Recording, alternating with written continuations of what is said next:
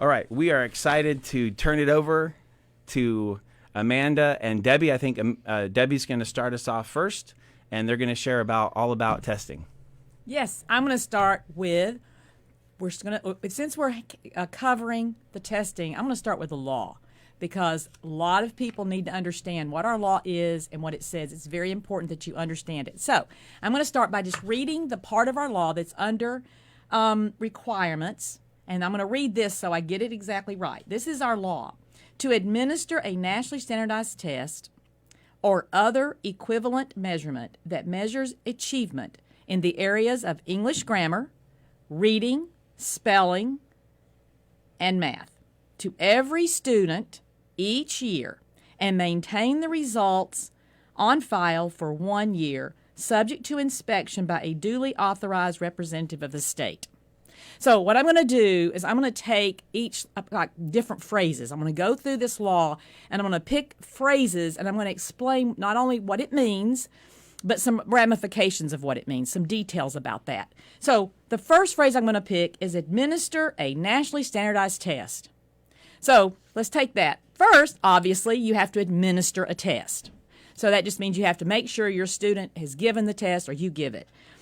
Nationally standardized, if you take that, what that means is that was normed on a national basis, and it was given in a standard way.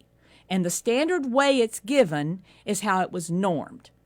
So that is nationally standardized test. So when you give this test, you have to follow the way it tells you to give it, the way it was normed. You can't just disregard the rules, because then you're not really qualifying for the national standardized test, because you're not giving it in the standard way it was normed. It also means that it has to give you a grade equivalent or an age equivalent based on these national norms. Now, I want to mention, of all the grade scores you're going to get, one that can confuse people is what's called the grade equivalent. Some people think whatever their student test grade level, that's the grade they should be in. That's a common thought, but it doesn't mean that at all. What it means is, let's say you have a 6th grader taking the test, and they score grade equivalent for the 12th grade. Well, it doesn't mean that they should be in the 12th grade. It means that they compare to an average student in the 12th grade at the time it was normed. So the further away from their actual grade level that grade equivalent gets, the less meaningful it really is. It just means if they were 6th grade and they scored 12th, they did really well. But it doesn't mean they know enough to be in the 12th grade. Let's see.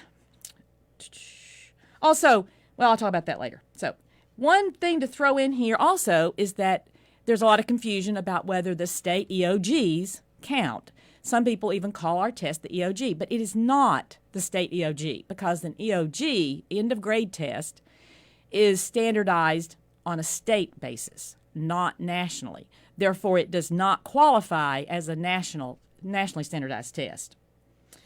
Also to know about this norming, normally when a test is published, part of the publishing process is doing the norming. So if the test is normed in 92, because there are some tests we do that were normed in 1992, actually, 86, 70, some of them are old tests. But if whenever it's normed, those are the students you're being compared to, not the current students. So that, just so you know that, the older the test is, the longer ago those students took the test that you're being compared to. Mm-hmm.